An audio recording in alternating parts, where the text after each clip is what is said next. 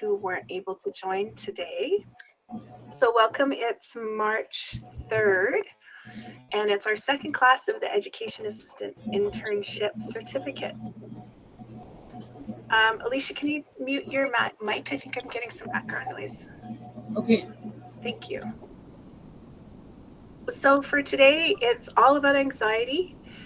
We'll first just do a quick shout out to diverse learners, if there's any questions, and then we'll dive right into supporting students with anxiety because there's two parts to it, and we're just going to do an overview of both of the parts.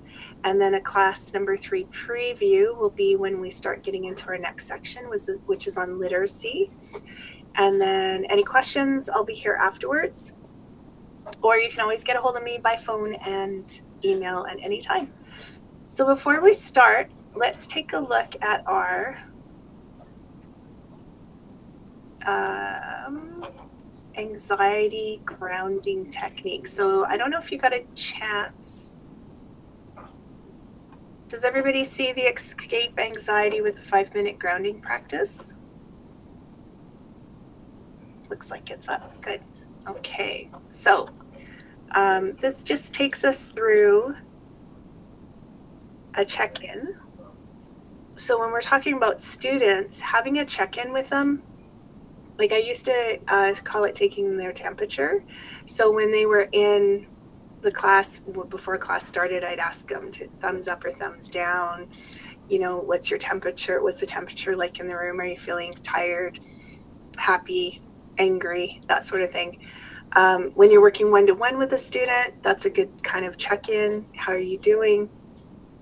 Where are you right now? And these are some questions that you might ask a older student, not a younger student. But it's something you can ask yourself right now is, how are you feeling? Are you feeling stressed or anxious? Trapped in any kind of worry about anything?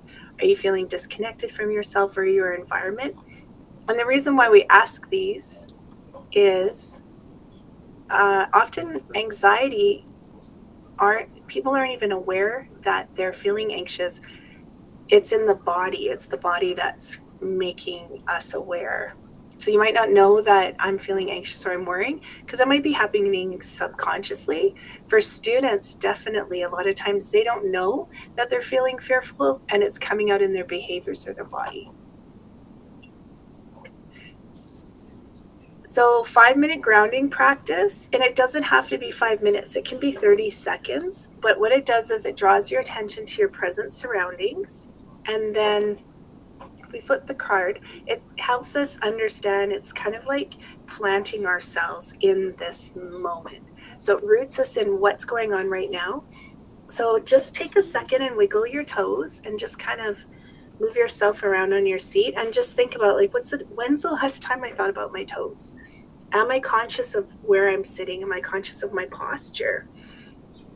There's things like taste, touch, smell, sight, and hearing that can also ground us into this moment.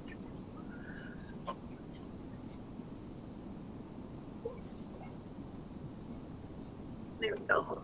So ready to get started? We'll do it together. We'll get in the right headspace by sitting in a relaxed position with your feet firmly planted on the ground.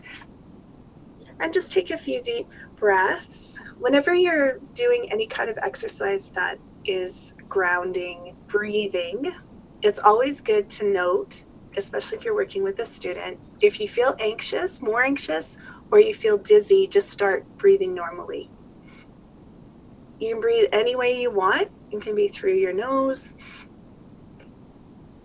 or it can be a combination.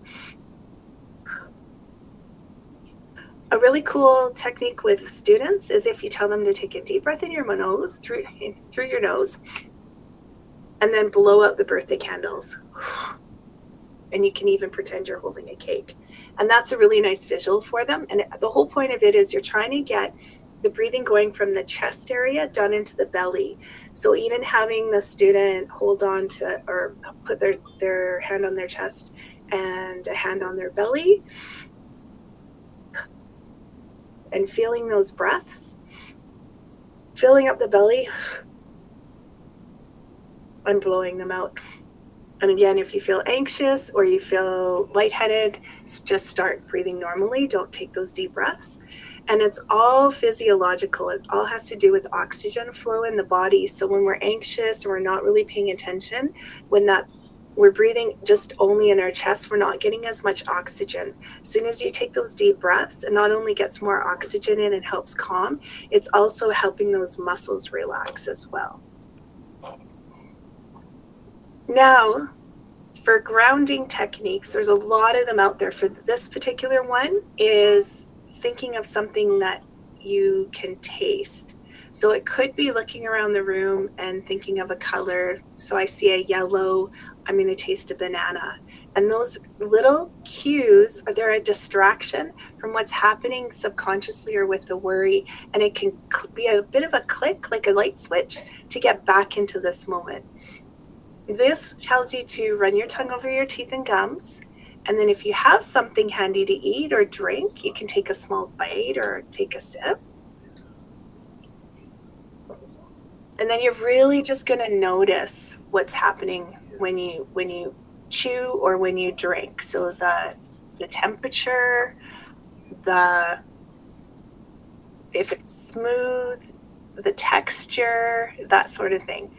And if you're doing this kind of activity with a student, it's a way to, again, do that light switch so that they're clicking back into the moment. Touch. So there's markers here for guidance. So look around the room, imagine the textures of items around you. What do you think they feel like? Feet, feeling that pressure in your feet. And then hands, it could be something like clenching and unclenching your hands. And you don't have to do all of this together all at once with a student either. It could be something as simple as, hey, plant your feet on the floor and clench your hands and unclench. How do you feel? It can be something super quick just to reset.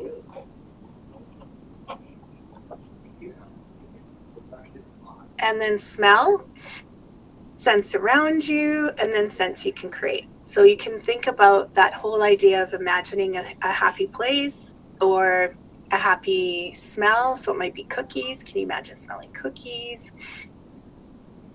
It might be someone's perfume. It might be the smell of your Scentsy candle. It could be the smell of outdoors and grass.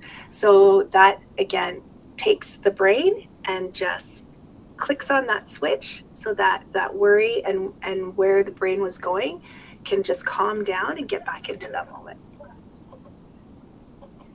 And then sight. So things like counting the people or pieces of furniture around you, observing something, envisioning something peaceful like a happy place. And then hearing. So there's an actual grounding exercise, and I'll make sure that I post these in the Google Classroom as well. But there's one that is specifically for hearing. So I'll do that one with you right now. So you just take a breath, and you can close your eyes or not close your eyes, whatever you're comfortable with.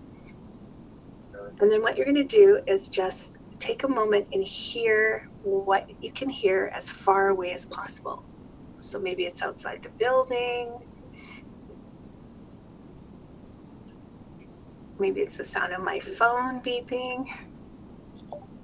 And then you're going to bring your attention a little bit closer. So just what can you hear right around you? Within maybe a foot of you, what can you hear? So it might be sounds around you, people around you, it might be the sound of your computer. And then the last thing you're doing is you're just hearing your body, you're hearing yourself. So what can you hear inside you, really close to you? So it might be your heartbeat, but it could be, I'm hearing my body telling me that I haven't been sitting right because my shoulders are really, really sore. So I'm going to just do a little bit of a roll. And then that's it. Focus on 5 senses in 5 minutes. And like I said, it doesn't have to be 5 minutes. You can do a really quick one, like what can you name me 5 things that you see in the room? What are 5 things you would touch? What are 2 things that you would taste? Oh, I skipped 4. I'm not a math teacher, but you get what I mean. We're just trying to redirect back into this moment and really start focusing on that physical part. Okay, let's go back into our PowerPoint, share this tab instead. So hopefully y'all feel calmer.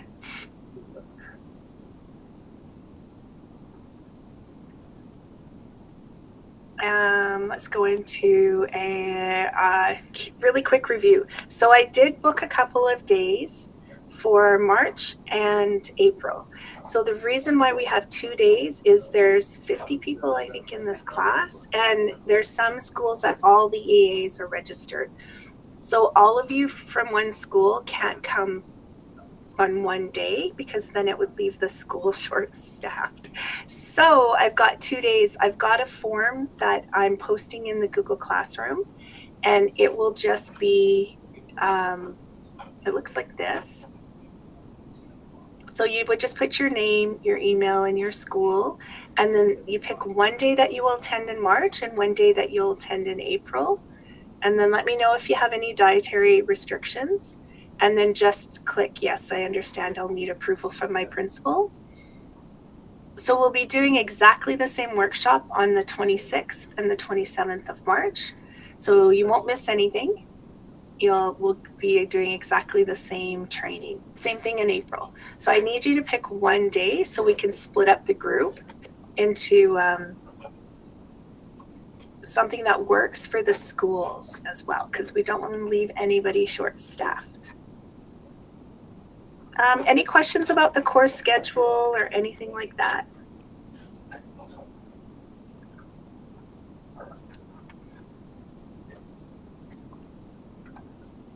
Okay, diverse learners. So just a quick overview. Diverse learners is there's lots of different ways to learn. There's lots of different levels that you'll encounter as an EA. And I really, really like this cartoon because to me, this sums it up. So there's the examiner looking at all of the different types of animals saying, for a fair selection, everybody has to take the same exam. Please climb that tree. And sometimes we do that to our students. And sometimes you as an EA, you're going to have to advocate for the student you're working with. It says here, everybody is a genius, but if you judge a fish by its ability to climb a tree, it will live its whole life believing that it's stupid. So one of our jobs in the school system is to recognize when some of that anxiety and some of those behaviors are coming from what's happening for the student. So it may not be that they're quote unquote behavioral. It could be that they're reacting to that feeling of I'm not good enough or I'm feeling stupid because I don't understand the work in front of me or I learned differently. So having lots of different techniques and different ways of reaching the students is super important. So do I have any questions or comments about that section that anybody wants to bring up?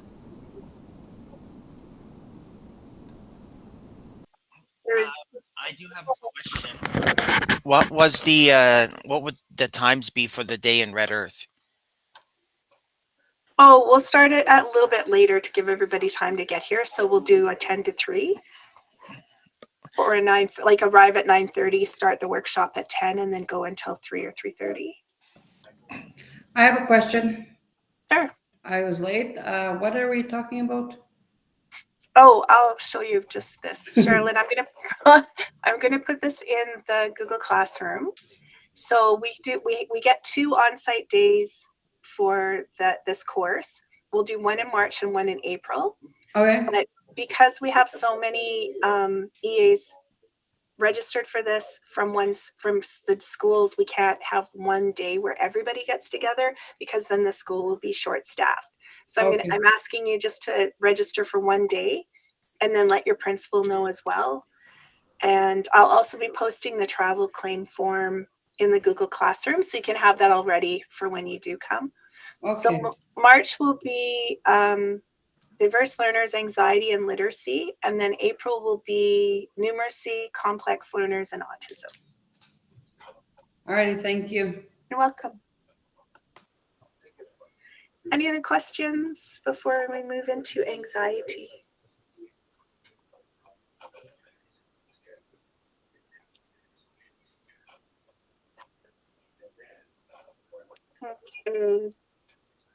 So the anxiety section has 2 parts, and we're not going to watch the video together. We only have 25 minutes left. So what I'm going to do is do a review of the handout that's in your course. It's in the same section where the video is posted. So for the webinar or in the video in part 1, the guiding questions are: what is anxiety? Signs of anxiety, how anxiety impacts learning, and what do EAs need to know about anxiety disorders? So just take a moment and think about, what do you know about anxiety, and how do you think that impacts learning?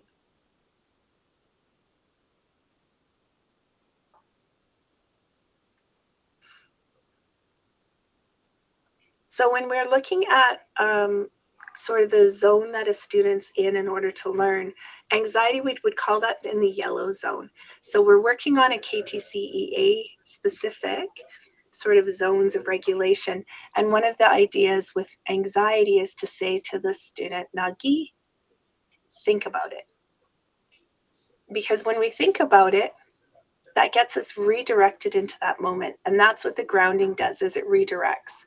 So if we stop, Nagi, and then think about it. What do EAs need to know about anxiety disorders? Hopefully by the time you work through that section in the course, you'll really have a good understanding, along with some strategies. So the outcomes from part 1 from the video that connects to the quiz that you'll do is being able to define what anxiety is, recognize how anxiety might present in a student's body, thoughts, and behaviors, as well as recognize the difference between feeling anxious and anxiety disorders. So let's go to the handout, and we'll just do a quick preview.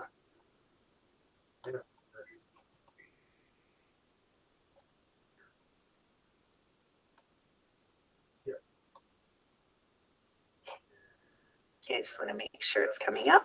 Excellent. So you can print these out from the Google Classroom as well if you want to have a few handouts. And by the end of it, you'll have quite a few handouts from each section. So when we look at anxiety, it's put very simply, it's the body's natural response to possible danger. And so it lives in what we call the downstairs part of the brain, and that's your primeval part. It's the part that keeps you safe. In the primitive days of Neanderthals and saber-toothed tigers, that kept people alive, and it still does. So if you're walking down in the bush and you see a bear, your primitive brain kicks in, it brings more oxygen into your body, it creates adrenaline, creates the stress response that allows you to either fight, or flee. When we're looking at students, they often even don't know that they're feeling fearful.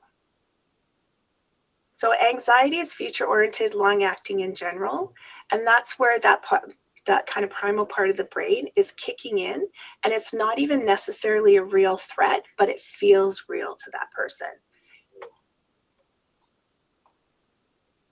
So I think one of the really important things to remember is that anxiety is the most successfully treated and most successfully strategized, or has the most successful strategies connected with it. So that's a really positive thing, is that even though that anxiety is a common part of our life, there are really effective strategies with it. One of the key things is recognizing where it lives in the body. So it might be headaches, an upset stomach, tense muscles. A student might feel too sick to write a test. Thoughts, self-talk, and thinking traps, and then behaviors, arguing, missing school, running out of the classroom, zoning out. There's a lot of different ways that it can present itself. So when we look at things like self-talk and realistic thinking, there's something called automatic thoughts. So one of example of an automatic thought would be a student thinking if they get an F on an exam, that's it, I'm no good, I'm never going to graduate, I'm never going to get a real job. And they take this whole path, this whole storyline that ends up taking them down the rabbit hole, essentially, and not looking at things realistically. So if we just think even about test taking or having to speak in public, there's a lot of physical reactions that happen. And those grounding exercises are key to helping get the student or yourself back calm.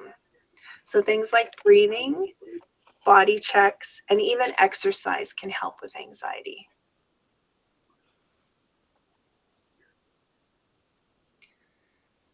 And this is your fight, flight, or freeze. So there's no bear in the classroom, there's no danger apparently, but then a student is all of a sudden really aggressive or even passive aggressive and is ripping up their paper and throwing it on the floor. One of the things we want to look at is, are they feeling fearful about it? What are they reacting to? Flight, well, sometimes school absences, we see kids running out of the classrooms, skipping classes, that sort of thing. And then freeze, they might daydream, they might zone out, they might hold their head down.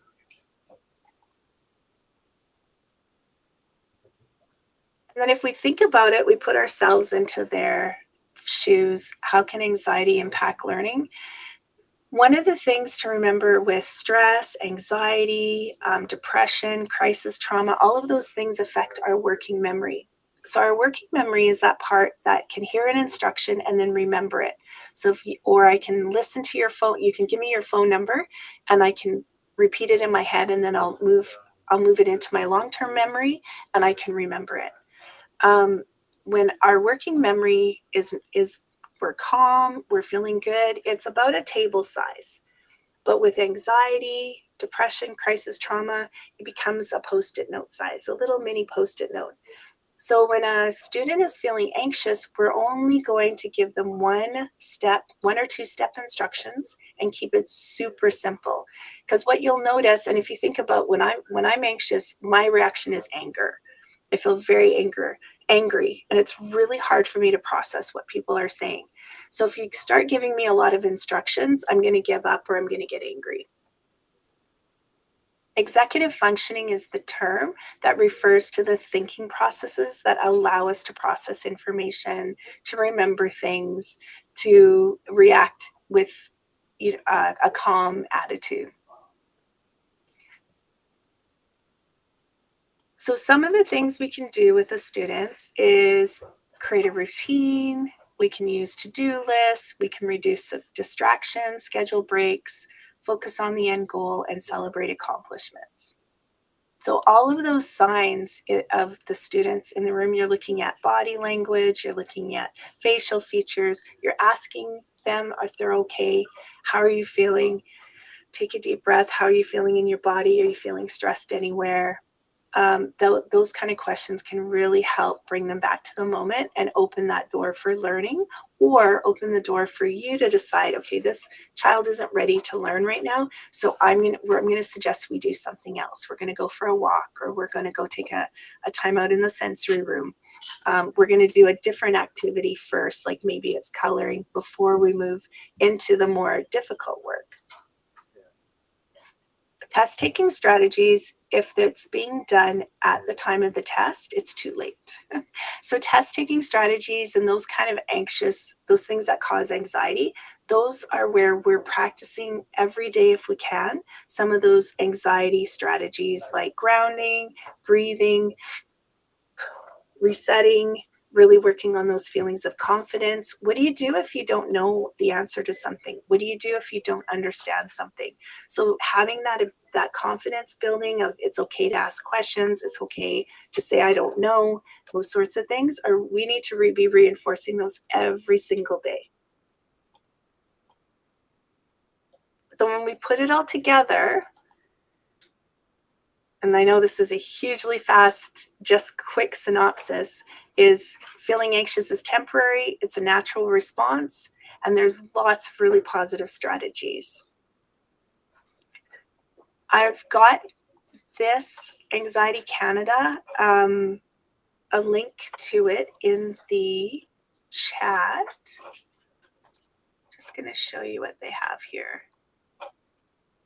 So with Anxiety Canada, it's such a great resource. It's got little courses you can take if you're talking to kids or parents.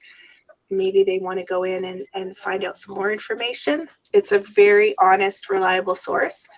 But there's how do I do progressive muscle relaxation, so that tense and release? How do I address test anxiety? There's some more cartoon videos that talk about anxiety. How do I help a child with anxiety? So this is just an extra resource. It's not for marks or anything like that, but this is something extra where you can do some more learning. All right, so that was a really quick overview of part 1. Are there any questions around that?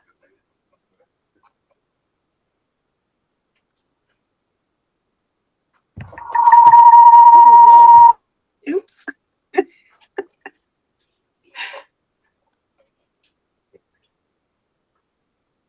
If you have 2 computers on production, do we there we go. have to make a video, or can we write? Oh, Celine, that's perfect, because we're moving it. That's a perfect segue. It's a perfect transition into our next part, which is supporting students with anxiety. So,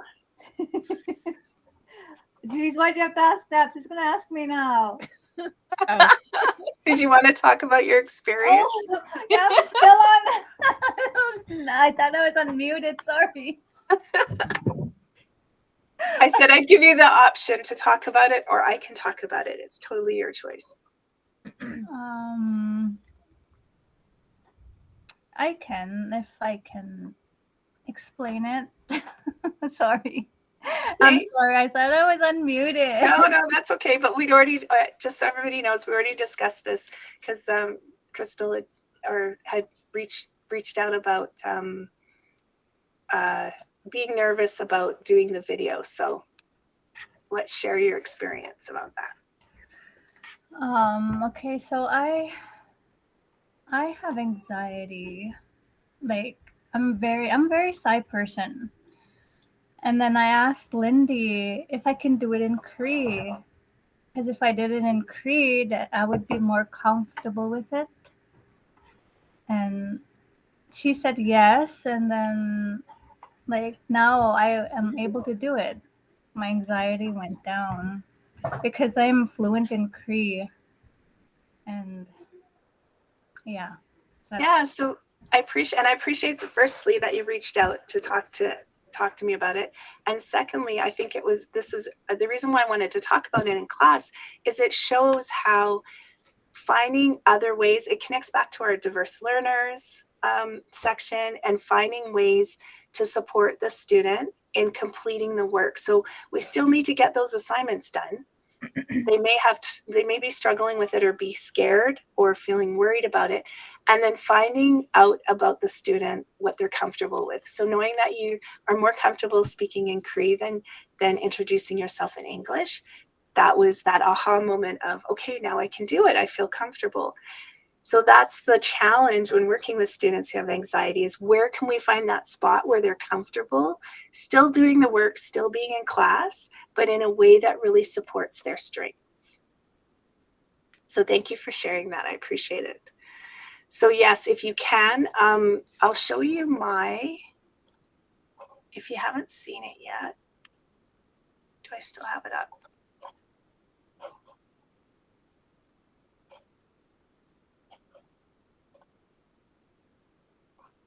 Just see if I can bring it up, or I can just tell you. So in my video introduction, here, I'll present to the class.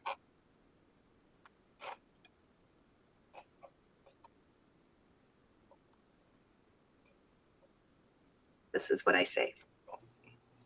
Tanze, hello everyone. Lindy Fours. I work at head office, and I'm very excited that you're part of this course. For your introduction, just video yourself saying your name and your school, or if you feel shy, until you build your confidence, you could put a picture or something that you really like up on the screen and just say your name and your school. And that's it. XA.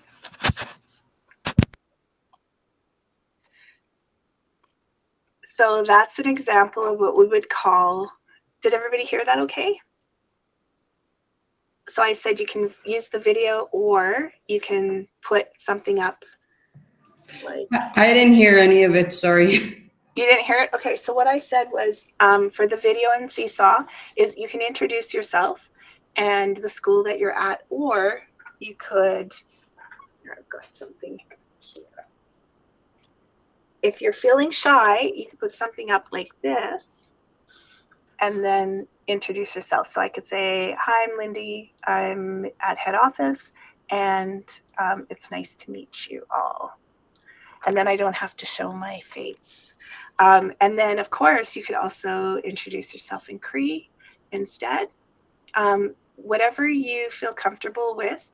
And what I want you to do, the most important thing about this is to think about how would I help a student with anxiety? So what kind of strategies are you using when you're feeling nervous or anxious about doing an assignment that is really new to you? And it's okay to feel those feelings.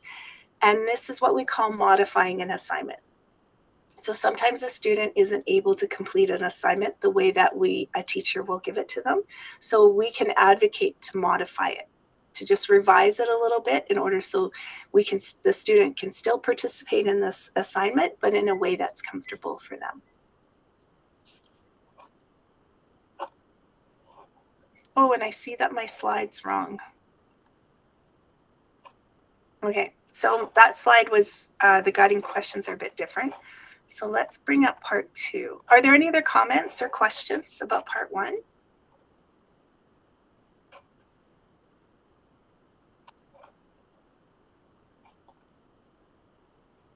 Oh, thanks, Esther.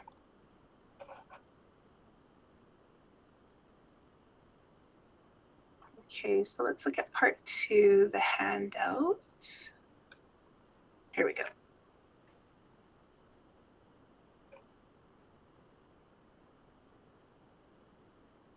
Okay, so remember we talked about universal design for learning, and universal supports comes out of that. So universal supports just means it helps all the students.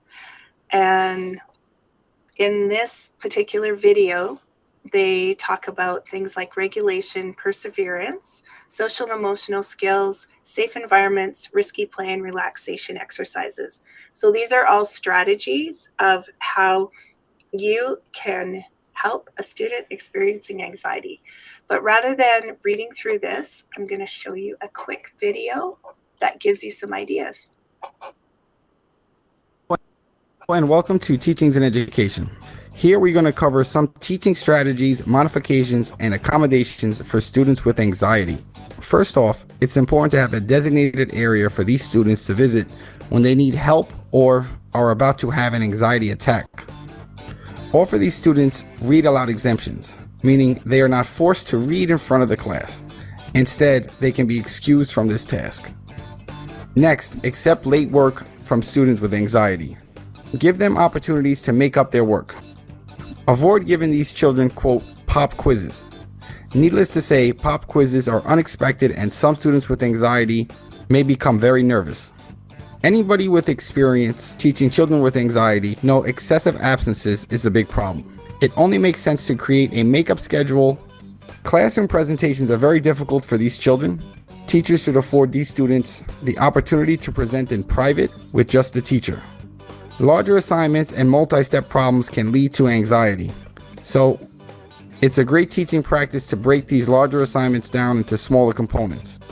Everyone has felt the anxiety of completing a task before the time runs out. This is amplified for children with anxiety, so let's give them extra time for tests and quizzes. Research has shown that getting individuals with anxiety up and moving will help reduce anxiety.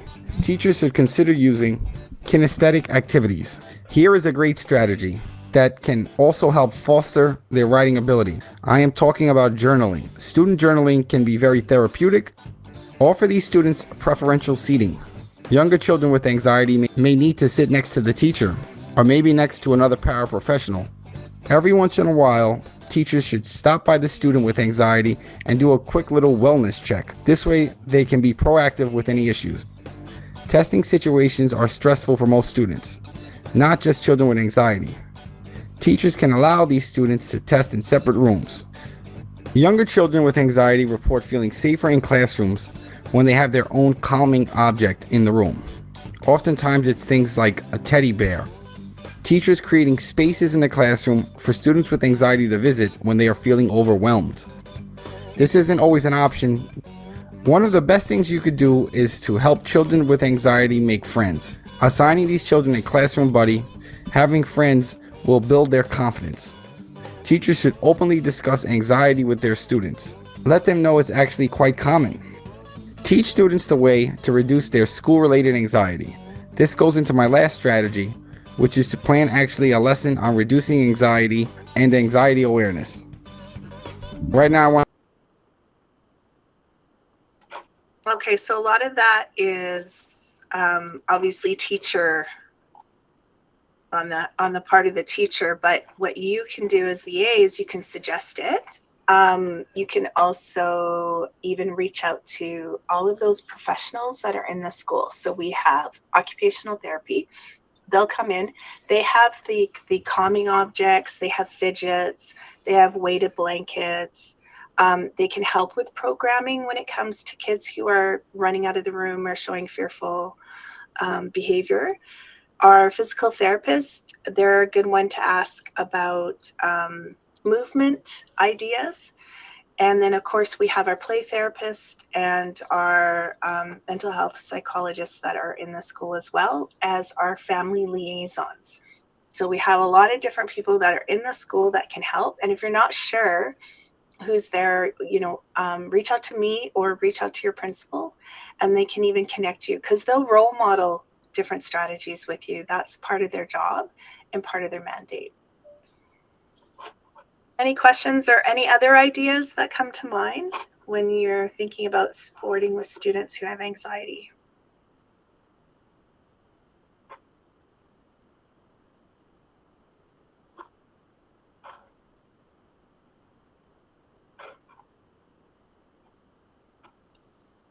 Okay, so once you get into the classwork, there's regulation, perseverance, and social emotional skills. So regulation is that ability to feel something and then get calm again. Perseverance is that don't give upness. And then social emotional skills are things like recognizing emotions and how they present in my body. So for anxiety especially, is if I start to feel angry, then I know that I need to look at, am I feeling fearful about something? So connecting those two things really helps prevent behaviors. For you as an EA, one of the things you want to look at is antecedent, what we call antecedents. And we'll talk about this later in another module, but it's what happens before a behavior. And that can include interactions with others. It can include transitions as a really common trigger. So it might be moving from the gym to the classroom, or from art to math, or from lunch to class. There's a lot of those transition areas, and there's a lot of strategies that can help, because that can bring up a lot of anxiety for a student. There's I lost my train of thought. Safe environments. So having that ability to walk away from a situation or have a quiet space. Sometimes triggers can be things like noise, and that's why transitions are often a trigger. There's often a lot of noise happening during this transition. So it could be I'm going to work with my teacher, and I'm going to take that student out of the classroom to the gym before the rest of the class goes. And then that kind of nips that whole idea of the noise and the chaos in the bud, because you've taken that student out of that. Risky play, that's a kind of a new one for me, connected to anxiety, but in the handout in the webinar, they talk about it in ways like using playground equipment in unconventional ways, exploring heights, playing at high speeds. So the idea of that is that sometimes we're not allowing kids to do enough kind of risky playing, But then we have to really balance that with the fact that we have liability and we want to make sure the kids aren't engaging in risky play. So just finding that balance. Okay, so that is it in a nutshell. Those 2 parts in your classwork. Hopefully this gives you a bit of an overview. If you haven't started yet, hopefully this helps reduce any anxiety that you have with it. One of the things I thought of when we were watching that video is if you are feeling anxious about videotaping yourself in the Seesaw app, then you could always do a one-to-one with me. So just after class, you can just introduce yourself, the school that you're at, and then that's a way to modify that assignment so that you feel comfortable with it. Any questions around universal supports? We have 1 minute left. This isn't a lot of time, so hopefully this doesn't give you anxiety and you feel confident. So one of the things I want to offer is mental health first aid. I teach mental health first aid, and one section of mental health first aid is on anxiety. And that we also talk about crisis response. We talk about depression and mood disorders, things like stigma. So it's a full day course. I do it online. And if you're interested in it, just type in the chat, or I'll do a post in the classroom, and you can let me know if you're interested, and we'll figure out a day probably in May, I'm thinking, or maybe at the end of the course, we'll do a mental health first aid day. Mental health first aid is another nice certificate that you can have. It's through the Mental Health Commission of Canada. And then resources. So in the Google Classroom, I have Anxiety Canada and Big Life Journal. I don't know if I posted it yet, so I'll make sure that I posted it. Big Life Journal, oh, I did. No stress about tests poster.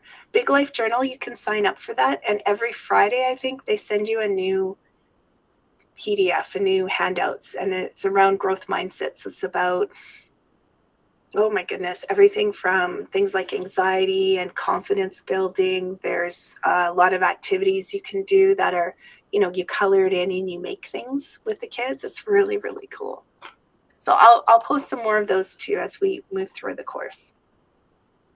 And if there's any other resources that you come across, please share them in the chat in the Google Classroom, because I love learning about new things and having new things that I can share. And that's it, 1 minute over. Any questions before you go off for your afternoon? Oh, look, Gwen is here. Thank you. Thanks, Sherilyn. Bye, we'll see you next Monday. Gwen is floating. She's floating, yes. It looks like you're floating. She's haunting me. Yeah. Oh, that's funny. That's awesome. All right, everyone. See you later. See you next Monday. Oh, are you posting the thing right away for the meetup? Red Earth. The Red Earth meetup? Yeah, I'll do that right now. Okay. I had it all set up. Perfect. Okay. Thank you. Welcome. Bye. See you guys.